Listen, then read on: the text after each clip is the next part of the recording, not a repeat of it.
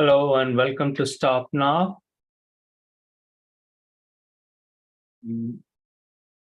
Here with my team.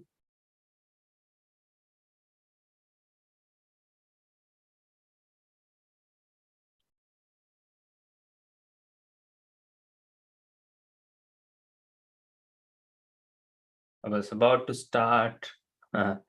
Welcome to Stop Now. This is a talk show, and I was going to give the introduction, but right on time, Amanda as well joined. So Amanda will do the better job in beginning the show.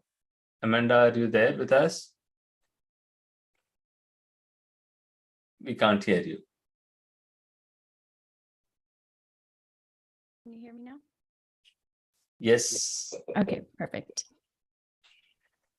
Hello and welcome to Stop Now. Thank you for joining us today this Sunday morning. Well, it's Sunday for me. I'm currently in South Texas. I'm catching up with JK and Amar. We haven't been in touch since the end of last year, so we're going to just see what we have in planned for 2023 and kind of give a little recap of the end of December. So JK and Amar, how have you been? Yeah. Hi, Amanda. Good morning. I'm good. Thank you. All right. I am recovering and I felt sick. Really, the flu took me down for 2 weeks, but I'm better now and I'm recovering. And we went on dark mode, Amanda, as well. Like in terms of a daily show, I was doing that, and the experiment lab. I don't want to brag about that, like here. So let's talk about, like, even the last week, our team did a good job with the Human Trafficking Awareness Month, this month being a Human Trafficking Awareness Month. So they brought in some interesting guests and also our long-standing friend, Harold D'Souza, and had a conversation to kickstart this year, this month, and also what is planned for the next. That's open for discussion. Okay. All right. So we've been planning, we've been, shining light on Human Trafficking Awareness Month and getting in touch with lawyers and seeing how we can come together and advocate for victims who have fallen through, the human trafficking process that, one thing that I read recently that I found was interesting was that a victim of human trafficking had to actually register as a sex offender because of what she was forced to do. And, it's situations like this that we need to keep in mind this month as we're raising awareness on, what is the core issue here? What went wrong? Why is now the victim having to suffer the consequences of what, she was forced to do. So, what do you think about that, JK? Yeah, Amanda, that is kind of a strange in terms of legalities, right? So why people are afraid to even make complaints or uh, fight for these causes or voice their concern, right? And I am not the right person to answer this, but again, we have been in touch with different people like who work in the field, like particularly in terms of even Amar asked this question last time, like uh, to the director of the Coalition to End Human Trafficking, that like why they categorize human trafficking into different things like sex trafficking, labor, child trafficking. And we don't get a clear-cut answer to those things, right? Sex trafficking is like itself is a big thing, and it's kind of a stigma to talk about it, right? So even in this age, modern age, and probably like the most open society, like where people, again, we know that like certain cultures, we divide the world into West and the East, right? Different cultures. and still it's a taboo, like to talk about in the Eastern culture openly in about sex or live-in relationship. All that is happening there. I'm not saying it's not happening there. More exploitation is happening over there as well. In terms of, even we can talk about domestic violence and all those things, right? Sex is a My concern is, talking about sex itself is a taboo, right? So it's a difficult thing to have a conversation with strangers or to anyone else. So when that is there, like when sexual abuse or people who are trafficked into sex, how do they come forward and make a complaint to authorities or go through that process? As you rightly asked, right? They have to be registered as sex offenders or whatever that is. The law requires them. And that is why, like, even people nowadays, they don't use the word prostitute. Those people are trapped into it. Like, it, for me, it looks like a labor, right? It's, why do they choose that as a profession in the first place? It is not just convenient for them or making easy money. Somehow they got into that trap and they are mentally affected, right? So you talked about, like, so much, like with other guests, on mental health issues and all. So that is my answer. My understanding is, like, we complicated things so much, even in terms of legal thing. That is why, like, the humans are not trustworthy nowadays. So nobody wants to open up and be true because they get affected. And what more can we say about this? Right. And it's these gaps that need to be filled that leave people in, in this position where they feel they have psychological power over another, take advantage of these loopholes and subject individuals into, situations where they suddenly feel like they're committing a crime. Yes, again, in terms of, from the childhood, they are being molded in our education system, saying that, like, you have to say these things, you cannot say these things, you can do this, do's and don'ts, right? So when they think that, like, okay, they have done something wrong and it becomes a legal issue, they have been violated. The surprise part is, like, how do we handle it as a society? What makes them to believe, like, okay, this is the way to go forward? Either they become a victim or they become a perpetrator, right? They have no fear. They just want to risk it everything and continue to do bad stuff and end up in wrong place. How do we correct this? Again, I'm not a psychiatrist or psychology to be an expert in that field to counsel or give a solution. So we always focus on the problems, right? So when something bad has happened, we just talk about the story, and we know that, like, it is continuing to happen, and in the future it is going to happen, but still we are not able to prevent it. So that's the surprise part. Like, even I would point out, like, here, Amar, if you want to pitch in, you can do that. As Amanda, like, you are new to Stop Now, right? So we want to expose this truth of immigration policy in America, which is affecting people to get into the human trafficking trap. That is highly qualified and educated people coming on a non-immigrant visa called H-1B visa, which many people, it's based on lottery system. So people crave for to come to this country in that visa so that they can make more money. It's not just a smaller amount, and they are in specialized occupation, and they will be surprised to know that, like, that is a route in which leads to millions of people to get trapped into this human trafficking ring, and nobody talks about it. So we just launched the campaign to stop that visa, and it's a difficult process for us.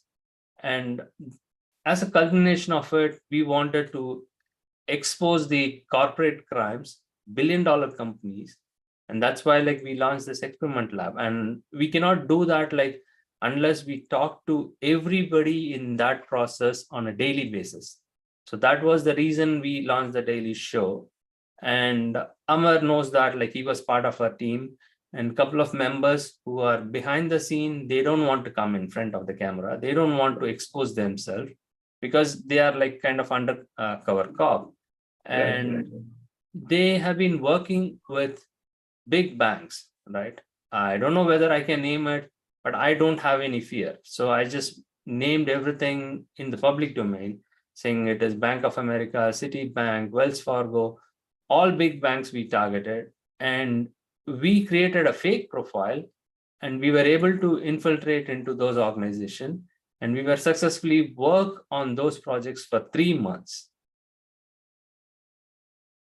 And you won't believe it.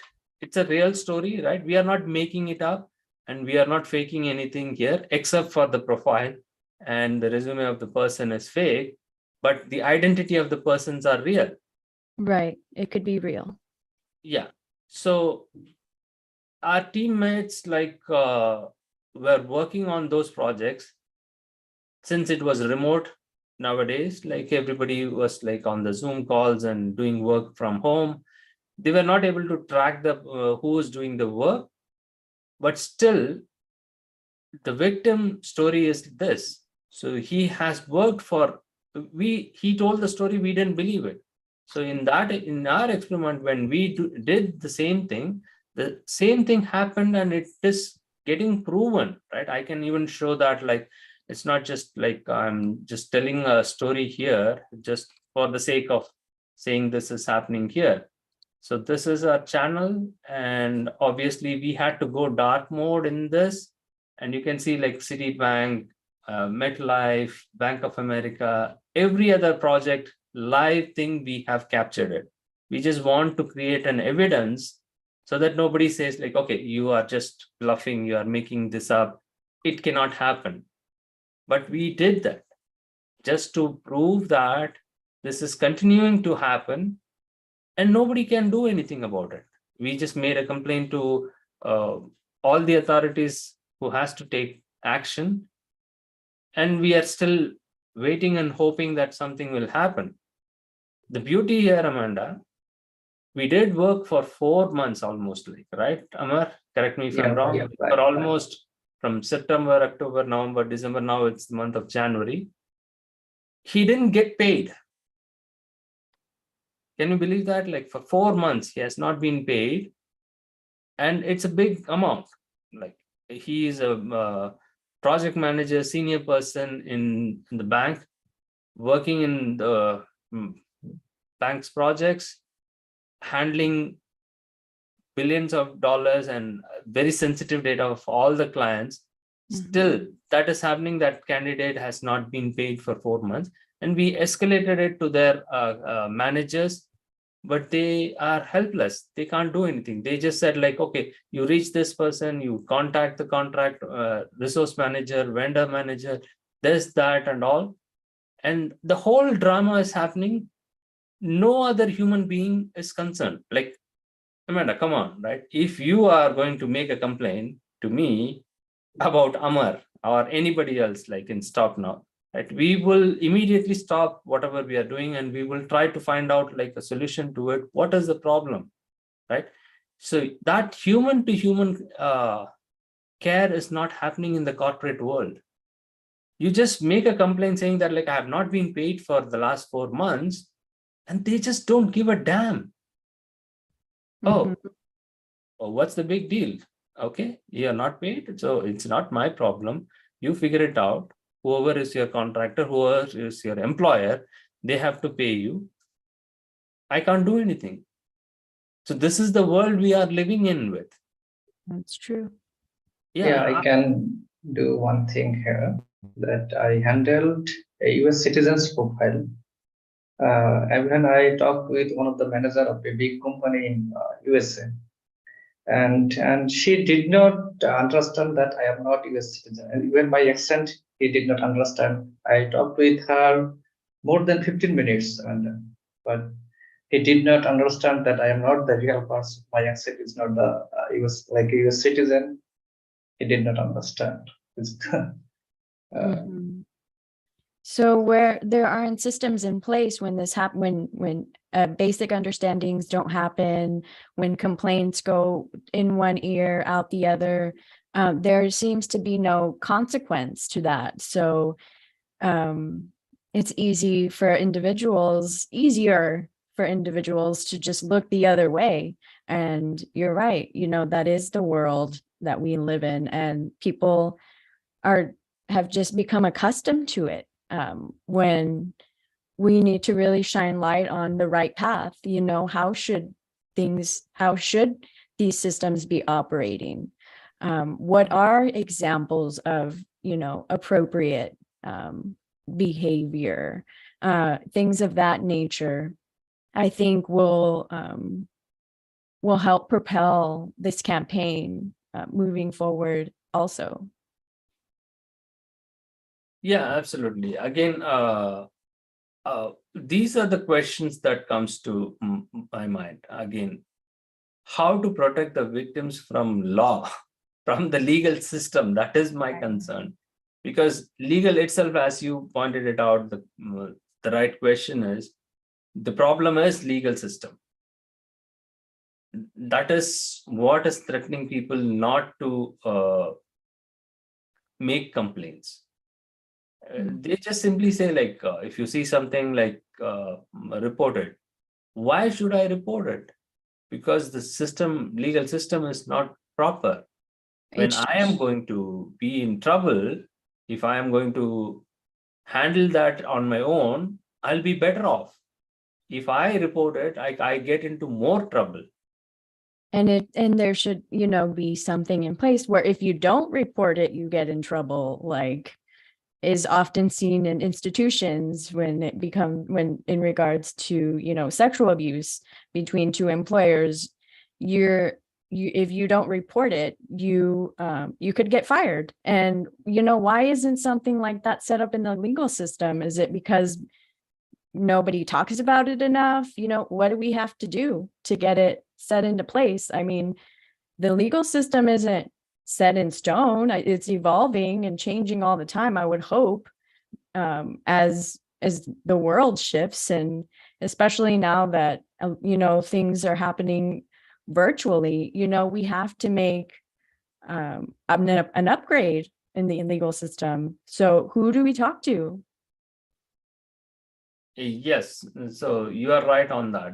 Again, to top it off on this, since we are on the experiment mode, our teammates were not aware of how to escalate issues, because it's not been like easy for them, and it's difficult for any team members to understand the issues concerned, because they will get exposed, right? So if they make complaint and if there is an investigation starting to happen, so they just kept quiet. Okay, I can't do anything. Like we are faking it, and if we make complaint about non-payment, we will get exposed and we will lose the job and we will not be paid for the work we have done so far. So they were like scared and not to. That is how, like, I see, like, even Harold's story played out. Like, he also said the same thing. Can you name your perpetrator? When we asked that, like, he got so emotional, and the outburst was like, why should I expose that now when I cannot get justice and the perpetrator has evaded the legal system and he has filed for bankruptcy and he escaped from it? He cannot be punished and he is a millionaire. The same applies even in our case. Like the experiment, for the sake of experiment itself, the courage is not coming from, I'm not blaming our teammate. For that reason, they lost the job. Right now, in one of the project on city, he was working day and night, and they didn't give him any reason. They said, like, you are not needed anymore from the next week. They fired him. So we don't know why they fired. So what do we do in this? You know, what could be done is, you know, time can be on your side. Start looking at what happened 15 years ago. People who are far removed from the situation, but have it in their memory at the very least, and consider everything else that's resurfaced within those 15 years. And maybe that's a start, you know, start by approaching the past. And, you know, consequences can still happen, you know, 15, 20 years later. Cold case murders, you know, happens 1% of the time, but when it's exposed. And, you know, that can change the psychology of how individuals operate. They think they're getting away with it one day, and then 15 years down the line, you never know. And so, you know, it can slowly maybe even prevent individuals from engaging in the behavior in the first place as well. But is that something that you all have been doing in the experiment lab at all? Have you gone back and tried to find individuals who have been a victim 15, 20 years ago? Has that been an approach that you've considered? Yes, we have. So that is one thing like we always wanted to do, again, in terms of the Harold story, like, right? So he also was in legal visa like in 2003, like almost 20 years before. It happened 20 years before for him, and he survived. And so that is why, like, not just becoming a victim, but how he survived through that, and how he is recovering from it, and now he is in a better position and thriving, and he become an advocate. So he brings in that awareness, and he has the courage now, like, to talk about it. But 1 in a million only does that. Right. All the others, like, they just they don't fear. At least they just don't care. Why should I? Happened a long time back for me. I am just moving on because of the psychological trauma, and they don't want to relive that experience, right? Fair enough. You know, we shouldn't have to depend on these individuals. You know, we were very aware. We're all adults here. We know what's happening in the world. We can step into these positions and do something about it. Yeah, we all know that human trafficking is a crime. So, Amanda, don't you think a strong law can protect human trafficking? Or if not, then how can we stop human trafficking? What's your suggestion? Well, I think a strong law is a solution, because people, you know, they work around the law. So when something's set in place, they'll abide until they get caught. And so, or, you know, maybe they don't learn the hard way, and there's simple, gentle laws in place. You know, there's a lot of ways we can approach it. It doesn't have to be, I mean, we can start small. Amanda, I just want to play the devil's advocate here, right? So again, if somebody asks us to do something wrong, right, will we do it, right? Whether you or Amar or myself, right? Do we do it? We will say right now on Who told you camera, to do it? will say right, no, I won't do it, right? But if we are forced into a situation where you have no alternative, you at least you think that like there is no other choice, right? So, and the perpetrators or whoever, right, the person who is exploiting you gives you a safe zone, right, a comfort, saying that you will be protected, nothing will happen to you, you just don't have to fear, you just try it out. If it works, it works. If not, you can just move on, right? It's not like you're asked to go and kill somebody else, right? That is how, like, these are called as soft crimes, right? The white collar crimes. And I don't agree on anything related to that. Is why like we are experimenting it in our society, right? We call it as a social experiment enterprise. The reason is law cannot provide solution. I am damn sure on this. Why I say that is, with my experience in the short span of 2 years, we have seen it time and again, making a much more stronger laws or stringent or whatever you can call it as, or upgrading, as you said, like based on the period, right? Different technologies. Law itself, it doesn't applies blanketly across the board, right? It is always on case by case basis. Mhm. And the more unequal the society is, right? For rich men, there is a different kind of justice given. And if you are poor, you are screwed. We all know that, right? So why do the Black communities protest so much, and why more people are incarcerated? All those data and research shows time and again, poor people will not get justice. As if you are a millionaire or a billionaire, or at least you can afford a lawyer. Work around the law. Mhm. Yes, it is always like that. So that is why, like, I feel like law is not the solution. It is more of a philosophical approach, I would say. Like So what's the difference do you think, between the law and a bargain,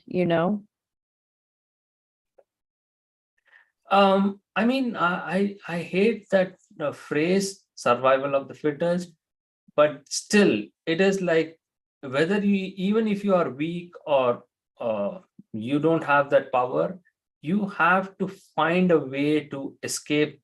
And uh, again, it's not going to the top of it, top of the chain, but still uh, life itself is so complex, right?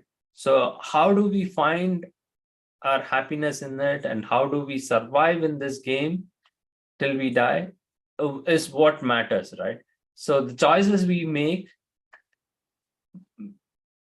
if it is bad, like, we end up in a wrong place. And it might look easy, but then it is all defined with individuals approach, how you can take it forward. And that is why, like, I don't blame anyone here, right? So it is what they have to do, right? For example, the question Amar put in, like, right, how do we stop? Everybody is talking, every organization who's fighting in this non-profit domain, right? They say that, like, oh, we need to end human trafficking, it's a bad thing, bad thing. Come on, why do you say that? Why do you think that it is bad? It is not bad. From a different approach, I'm seeing that it's a money-making business. Every other government wants to be a superpower, right? So they don't want, like, economy to go down. So when large number of people are involved, economy is involved. We all know the story, right? The numbers always play the game, right? If one person is killed or dead, that doesn't become a story. If 100 people dies, that becomes a major thing, right? So the same way, right? Through human trafficking, $1 billion are circulating it.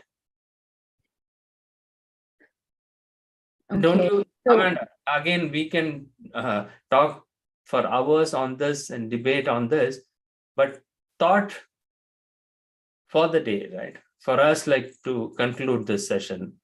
So what do you think that when money is a large amount of $1 billion are involved in this industry, why do you say, like, it is wrong, right? It is, in a way, though it is a trap, right? It is a modern day slavery, right? At least they are getting paid, right? Some amount they are getting paid, right? So I just saw a poster today in the LinkedIn that said, like, nobody is illegal, right? No human is illegal. So it was a catchy phrase. Yes. How can a person who's living on this planet Earth we define the borders and say like, oh, you come to this place, you become illegal or you are an illegal. Why do we even say those things? Mhm. So the human perception and approach itself is wrong, right? Right. I just keep coming back to the bargain, as far as an approach that maybe Stop Now could have or keep in mind when dealing with this topic, what is the bargain? And because that can happen in every interaction, what will I give you? What will you give me? What will I give you in order to achieve X, Y, and Z? That with corporations who have a lot of money, for example, what is the bargain? Say they get into some sort of trouble. They have all this money now. Well, then now you have to give it to this organization who's going to help victims, for example. That's the bargain. If there's some good in this,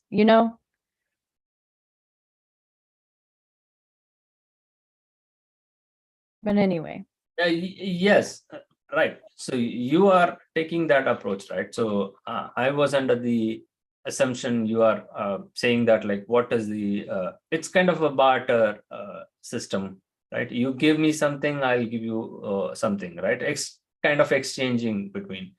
So that's basically what the work is, right? The workforce is like you expect that like I'll go and put my effort and energy and do the work they ask me to do, and in return I get some. Now we have moved on in our society that like with the money you can get other things and live your life comfortably, right? So that is what the work itself. But instead of that approach, right? So that cannot be applied to the legal system or legal system though, right? Yeah. System itself like is why that is kind of hijacking is it is not required unless you have two opposing parties, right? So when there is an issue, a problem which cannot be resolved between you and me, then we go to the third person. Legal system itself is a third party, right? I don't need that. Its existence is not required at all, but it was forced into our social structure, right? To Yes. keep things in order. That's what people say, right? So Oh, right. otherwise, if we don't have the law enforcement or the legal system, anyone can do anything and get away with it. It's like Yeah. that Mhm. that is not good, right? So we cannot go back in times, and it will be a dangerous thing. So that is why like we rely on these systems, but these systems are so inefficient. When complaints are made, it just looks like a paperwork and no actions are being taken for months, for years, and that is a disheartening thing, right? So that is why like these problems continue to exist. We are not able to stop. The reason is they just don't address it in a timely manner, because everything we exist in time. Mandaka. So we are running out of time here, right? So that is one thing I wanted to point it out. Everything is time bound. If they are not doing things in time, I don't think like we can solve these problems. That is why like it is an impossible mission, and justice delayed is justice denied, right? So every year that passes by with the awareness month, what are we able to measure progress anywhere, or we just know that we're aware of human trafficking every month? I mean, that's about it. Yeah, exactly. You said it right. So every other organization, everybody else says the same thing. But I really appreciate when Shannon, like the last week guest, she mentioned that like even Harold mentioned that like in 2003 or in 2000 in the state of Ohio and few other states, like there was no law for human trafficking Okay. cases. So they were not ready to handle those kind of complaints. Like, how do they take it forward? So now in 20 years time, they have made progress, and the Congress have come up with plans to curtail these kind of human trafficking thing through various laws, and they are providing alternative visas, right? That is what like my concern is as well here. So they are trying to piecemeal things and fix it by saying, oh, if you are a victim, so then go, you get this visa and you stand on a line from this line to that line. So that is what the funny thing is happening here. So they are not transforming this to end the problem. They are trying to cut and paste and do a quick fix here and there. And they are playing a game here. Clearly, it's millionaires and billionaires and politicians' game, where people will always be exploited. That's all I can say for this week. Again, Well, we can. there you have it, folks. It's 2023, and it seems like that's where we're at today. You heard a little bit of a brief synopsis of what Stop Now has been up to, and how past guests who have been on the show. And please stay tuned to continue listening in on our conversations. And please check out The Daily Show with JK if you're interested in the experiment lab. And we will talk with you soon. Thanks for joining us today. Don't forget to like and subscribe if you're interested in listening to more content. Thank you. Thank you all. Bye for now. Thanks. Bye. Yeah.